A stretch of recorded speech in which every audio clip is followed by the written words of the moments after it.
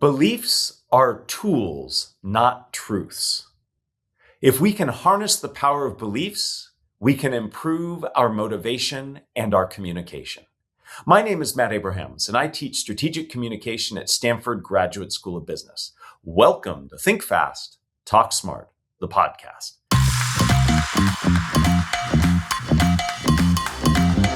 Today, I'm super excited to speak with Nir Eyal. Nir is a former lecturer at both Stanford GSB and the D.school. His work is at the intersection of psychology, technology, and business. His books, Hooked and Indistractable, have helped people all around the globe to be better focused and to understand how technology can distract us. His latest book, written with Julie Lee, is Beyond Belief, the science-backed way to stop limiting yourself and achieve breakthrough results. Welcome, Nir. We have so many friends and colleagues in common. It is great to finally meet you in person. Thanks for being here. Absolutely, Matt. Great to be here. All right. Shall we get started? Let's do it. Excellent. Much of your work centers on attention. I'd like to start by asking you to share why what we attend to matters so much, and how can we learn to control our attention, not only so others don't manipulate us, but so we can have a more positive impact on our own lives. So I think attention is really the superpower that we're going to have to learn to master. It is what I call the skill of the century. The science behind attention blows my mind. That I think that there's a common perception, or at least the brain tricks us into thinking that we perceive reality accurately. And that is not true. That in fact, we know that the brain absorbs about 11 million bits of information per second. That's like reading War and Peace every second twice. Now, that's the information that's coming into your brain. It's the light entering your retinas and being processed. It's the sound of my voice right now. All this information is being absorbed by your mental system. However, the conscious brain can only absorb about 50 bits of information. So 11 million bits versus 50 bits. So you're actually only conscious of 0.0045% of what's actually happening in reality. I think I might have skipped 2 zeros. It's actually your brain is only conscious of 0.000045% of what's actually happening in reality. And so what that necessitates is for our brain to make sense of all this information, it has to focus our attention through this tiny keyhole of attention. And what we process is completely filtered by what matters. And what matters is determined based on what we believe. And so what really excited me about the study of attention is how malleable it is and how we can live in what seems to be completely different realities simply based on our predilections, on our beliefs that focus our attention in different ways, which is why you can have two people who experience the same exact objective reality and come away with totally different subjective experiences. Well, that difference between what we actually take in and what we perceive is amazing. I want to get into a little later how we can focus our beliefs or get more in touch with them so we can actually focus our attention more. But you mentioned your book, Hooked, and in that you introduced a hook model for how to build products that create habits. And I'm wondering if there are best practices from that work that we can apply to our communication to help us motivate people to pay attention to what we're talking about or trying to get across, and how to get them to follow through. Are there ways to connect that work to communication specifically? Yes, for sure. And this was work that I was doing back when I was teaching at Stanford. I used to teach a class at the GSB on this topic of habit forming products, and then I moved over to the d.school on this topic. And I think when it comes to communication, I think one of the elements that we see in all habit forming products is that there is an element of surprise. We call this a variable reward. And this comes from very old research. This is 50-year-old stuff, more actually, from B.F. Skinner, from the 1950s, I should say, where Skinner took these pigeons and he put them in a little box and he gave these pigeons a little disc to peck at. And every time the pigeon would peck at the disc, they would receive a reward. And at first, he could train the pigeons to peck at the disc and get the reward. That's called operant conditioning, right? That's no big deal. If you have a puppy at home, if you have a spouse at home, you probably train their behavior. And so we see that the products and services we use do this as well. Now, what's interesting for habit-forming products specifically is that the engine for these hook models that keep us coming back is what's called a variable reward. So when Skinner introduced some bit of variability, what's called an intermittent reward, an intermittent reinforcement, sometimes he would give the pigeon a reward, and then sometimes he wouldn't. And what he found was that the rate of response, the number of times the pigeon pecked at the disc, increased when the reward was given on a variable schedule of reinforcement. And so, how do we bring that back to communication? Well, you've got to make sure that whatever you're saying is exciting, is different, is mysterious, right? What keeps us reading a book or watching a movie or watching sports on TV?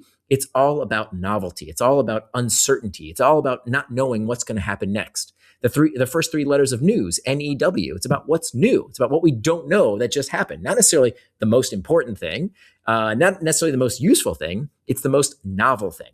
So one of the best pieces of advice I can give people who want to be good communicators is that you have to be novel. You have to be surprising in some way. So that surprise, I can imagine, really comes in at the beginning. It's really important to draw people in. I'm wondering how do you square this with the notion and all the research that says having a clear structure, a path, helps people to attend and remember. I certainly understand that novelty, our brains are wired to pay attention to it, we're driven to it. But at the same time, there's a lot of evidence that says when you provide a structure, a path, it helps people to remember and follow. So how do those two blend together? Absolutely. So I think what you need is that you need to make sure that things are cognitively fluent. That when you have high cognitive load, it becomes confusing. If people don't understand where you're going with something, it becomes hard to follow, and it's pretty aversive. They don't like it. And so having a structure, and this is definitely something we see in habit forming products, where you think about how easy it is to do a particular behavior, how the march of technology is all about shortening the distance between the recognition of a need and the satisfaction of that need. And so that's technology in a nutshell, is just shortening the effort. And so we could do the same in our talks. When people can follow along with a clear structure, that's great. But at the end of the day, if you're not telling them something new, if the message that you're trying to convey isn't surprising and novel in some way, it's called boring, right? Even if you have great information, you have to maintain their interest by saying, here's what's coming. Here's what's going to happen. Here's the mystery. I mean, it's kind of weird. It's not what you expect. And then, keep reading for the resolution. We can do the same in any form of communication. I really like how you explain the way in which structure allows to processing fluency, but at the same time, novelty engages us. And as communicators, we need to think about both. We need not just to think about, here's our message, how do I get it across, but how do I structure it to make it easier for our audiences to get through and make it interesting and engaging so they pay attention. I really appreciate how you explain that. Thank you. In your work, you emphasize that identity is a powerful tool for behavior change. How can we change our identity to help us cancel out negative views we might have of ourselves to take on more productive ones? For example, how can somebody who thinks that they're a poor communicator change their mental approach and identity to see themselves differently and perhaps as a better communicator? So there's a lot to unpack there. And this is really kind of the basis of my new book, Beyond Belief, which is all about how the power of beliefs change what we see, feel, and do. And so what you've hit upon is a very powerful concept, this concept of identity, that can help us achieve our goals, that can move us closer to where we want to go, can liberate us from the things that have been holding us back, but it can also backfire. And this identity concept, we know can actually lead to a lot of positive change if we use it correctly. The incorrect way to do it is to latch your identity to a limiting belief. A limiting belief is a belief that saps motivation, whereas a liberating belief is a belief that provides motivation. So what we see a lot these days, unfortunately, is a lot of labels. And labels can be extremely comforting because then it absolves us of future agency. And there's a lot of comfort to saying, well, there's not that much I can do. That's just who I am. And we see this a lot. I take on this in a chapter in the book called Your Labels Are Your Limits. That if you believe, I'm having a senior moment, if you believe, well, that's just my ADHD, which I, by the way, have been diagnosed with ADHD as well. If we believe that we are limited that way, if that becomes who we are, rather than a symptom of something we're struggling with, it can really be a prison of our own making. So a much healthier way is to choose your identity wisely, as opposed to saying, I'm bad at public speaking, I'm a bad communicator. No, you're someone who's getting better, right? That is the path to changing that identity, is acknowledging that you are growing, that this is what getting better feels like. You're supposed to face challenges. And so one of the best things you can do is to actually keep a belief journal. That's a very powerful technique of simply recording down. Yeah, maybe I messed up a few times, but look at all the times I did really well. So actually proving to yourself, not just wishful thinking, not affirmations in the mirror per se, but actually tracking, hey, there's evidence here. I'm getting better. Another thing we can do is called Iliism, where we speak to ourselves in the third person. And it sounds a little silly. It sounds a little ridiculous. It's incredibly powerful. And it's actually been shown in studies to have this ability to transcend self-criticism, because when you talk about yourself in the third person, it's like you're talking to a friend, or talking about a friend, I should say. And when we offer a friend that perspective, we're much more likely to give ourselves self-compassion. So saying, Nir had a presentation and he stumbled a bit, but for the most part, that presentation went really well. Having that third-party perspective can actually really help us change how we view ourselves by giving our brains direct evidence about what really happened versus painting that interaction through our limiting beliefs. We've heard before on the show this notion of talking about yourself in the third person and how valuable it can be. I love this idea of a belief journal where you note the thing that was the challenge and then check yourself and remind yourself that there are times that it wasn't as bad, or times where it was better. Are there other things we can do to help change our identity to be more in line with where we want it to be? Absolutely. I think another technique that really changed my life was this idea that it's an ancient technique, but the person who popularized it is a woman by the name of Byron Katie. And she has this technique called a turnaround. And now it's actually been studied quite extensively about how effective these turnarounds can be. So a turnaround is when we look at our belief, and you can use this in all sorts of aspects of your life, with interpersonal relationships, of course, to reflect upon your own beliefs about your own performance. You can use this in terms of interactions with a colleague or any situation, any belief that you consistently find is a place where you're getting stuck in life, whatever that might be. And by the way, everybody I've ever met has limiting beliefs. I've talked to billionaires, I've talked to people who are broke, and all of us have these limiting beliefs. The problem is, of course, they're hidden. We can't see them, even if they're limiting us.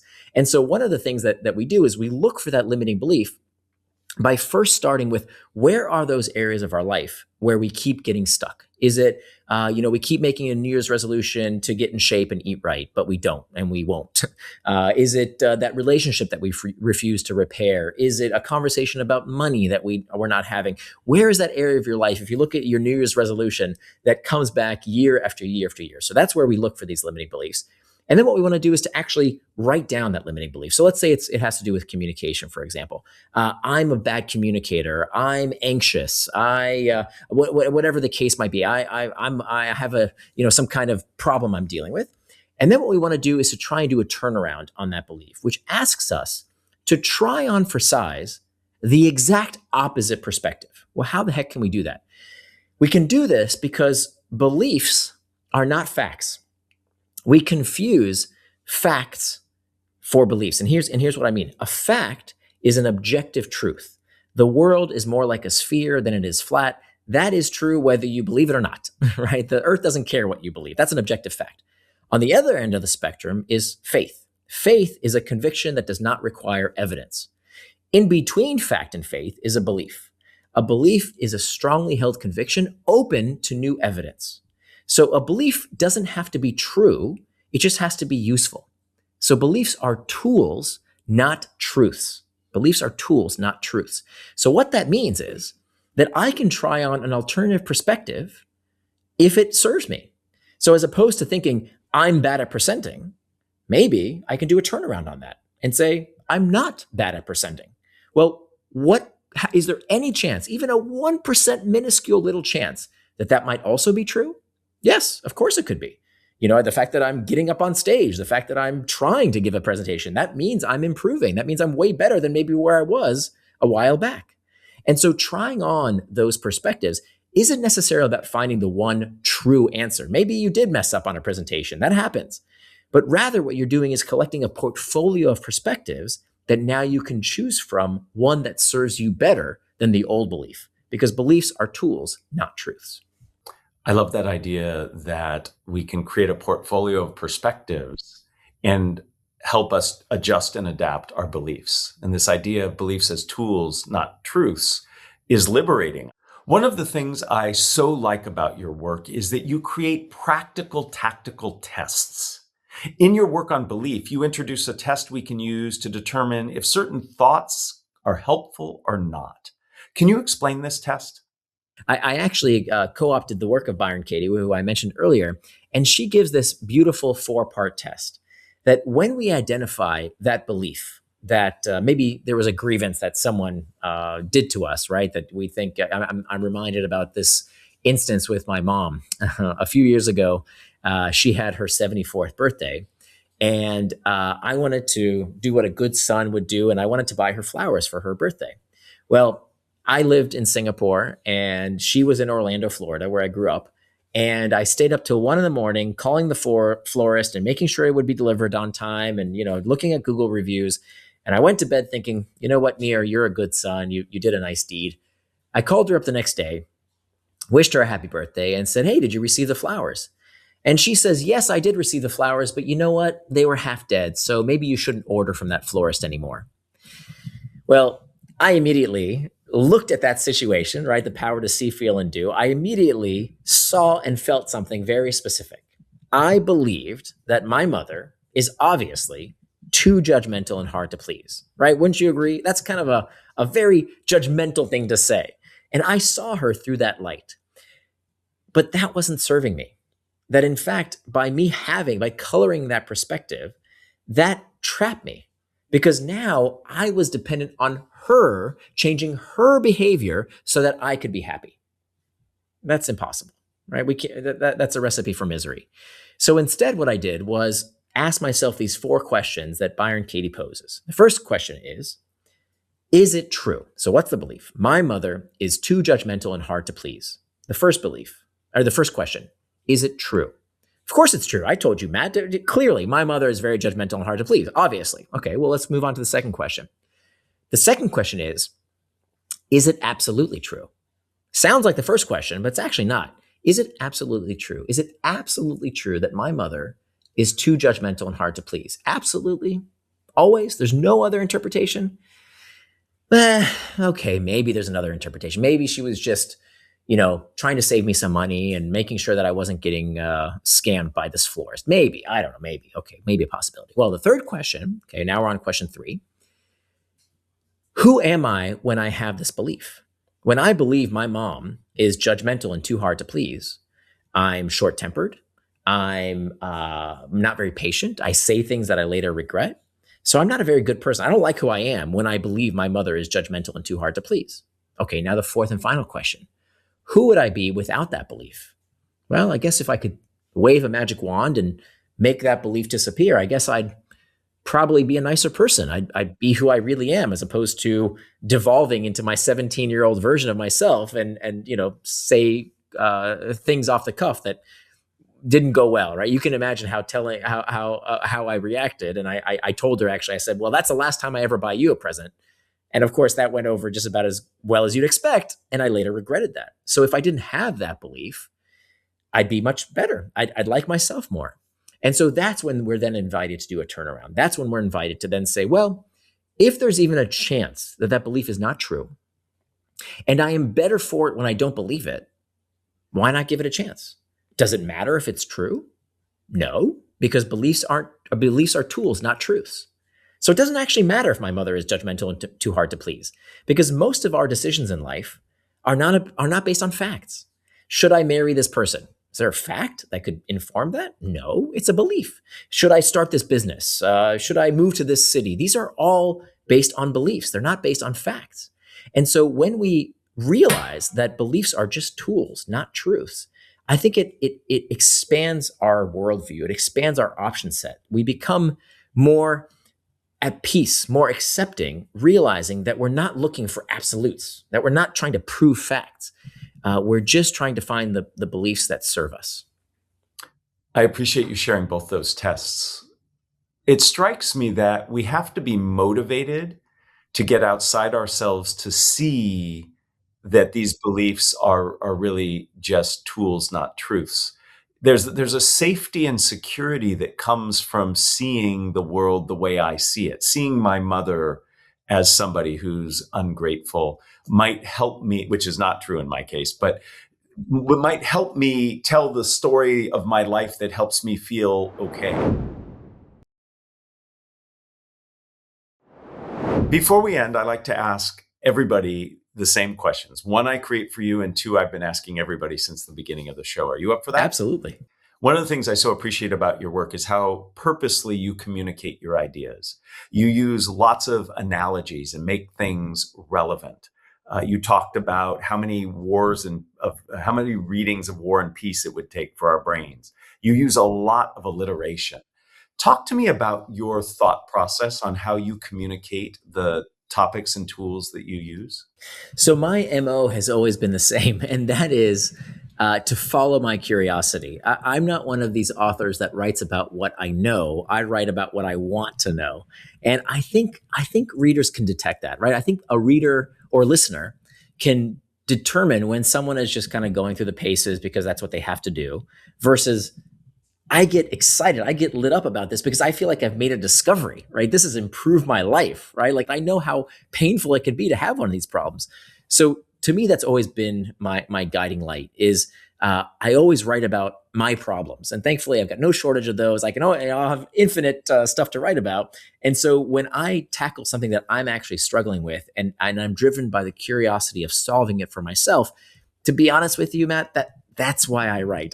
I think some of the best work comes from when it helps ourselves. But what I find so powerful in what you do is the way in which you communicate it really helps people to understand it. And it's the tools you use, analogies, the alliteration. Let me ask the second question.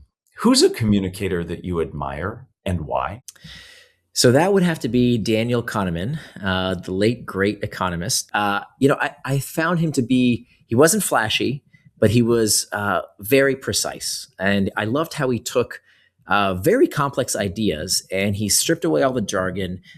He made them, these ideas very useful without oversimplifying them. And I loved how he changed forever. I think he changed how we see ourselves. And to me, that's amazing. That's the highest form of communication is the kind of clarity that changes human behavior. And so that's I think he's kind of my role model there.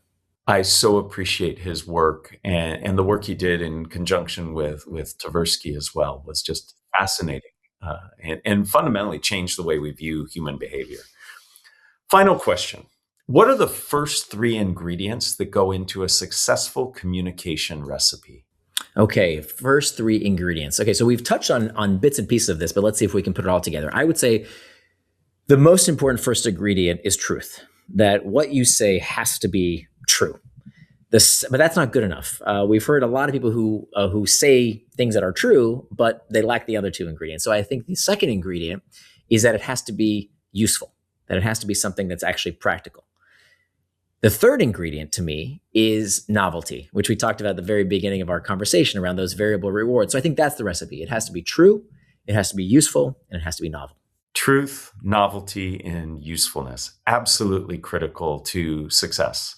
And I really appreciate you taking the time to help us better understand ourselves and our motivations and how our beliefs impact who we are and what it is we do. I wish you great success on your new book, Beyond Belief, and thank you for your time. My pleasure. This was a lot of fun. Thank you.